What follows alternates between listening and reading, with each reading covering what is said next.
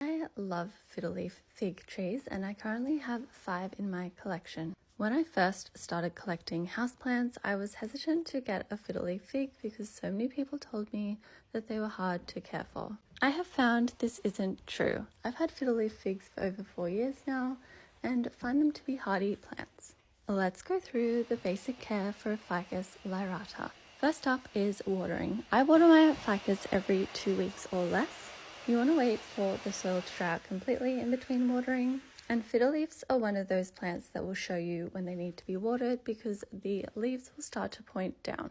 I alternate between bottom watering, which is putting the plant in a bucket or bowl of water so the water is absorbed up through the root system, putting it in the shower to rinse off the leaves and soak the soil, or popping it out in the rain whenever possible. Overwatering is the #1 plant killer, so make sure you let your plant dry out in between. Linked to watering as well is pots. Your Fiddle Leaf Fig, like all of your plants, should still be in its nursery pot. This is because there is ample drainage holes and also because it is easy to repot them when the time comes. I like to put my nursery pots on a saucer inside my decorative pots. This means you get all the benefits of a nursery pot while still having cute planters. This goes for all size Fiddle Leaf Figs, including the little Ficus bambino. The Ficus bambino is the little sister of the fiddle leaf, and the leaves and plant both stay smaller, so are great options for apartments. Next up, pruning and propagation. Propagating a Fiddle Leaf Fig can be done from cuttings. My biggest tip is to make sure the cutting dries out for a day or two before you put it in water. This will stop the stem from rotting. Once the roots are at least 2 inches long, you can plant it, and then you've got a new fiddle leaf. The mother plant also benefits from being pruned or propagated, and she will start to push out new growth. This is a great way to encourage branching on your Fiddle Leaf Fig if it is only one stem, or to help grow new leaves if you've lost some. Speaking of which, let's do a fiddle leaf rescue.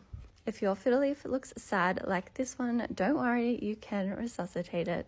I found this one on clearance for just $10 and took it home to give it a glow up. Firstly, you want to remove any of your old dying leaves. As with the propagation, this gives your plant a chance to push out new growth instead of the plant focusing its energy on trying to repair these damaged leaves. Once the leaves were gone, I also repotted it into a bigger pot with a chunky soil mix. Remember, fiddles like plenty of drainage. Within a few weeks, she was pushing out incredible new growth and is now one of the favorites in my collection. So don't lose hope if your fiddle leaf looks a little sad. Next is movement.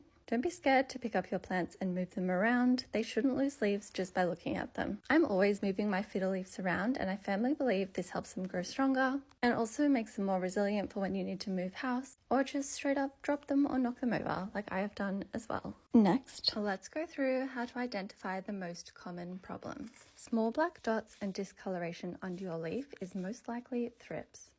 New leaves with red dots is edema and completely normal. These misshapen leaves are the work of a caterpillar.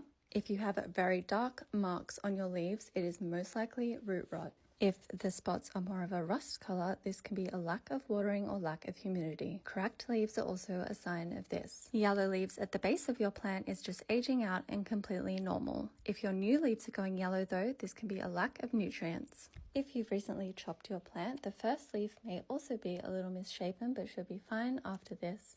Likewise, if your plant has had trauma or fallen over, it may be a little scratched.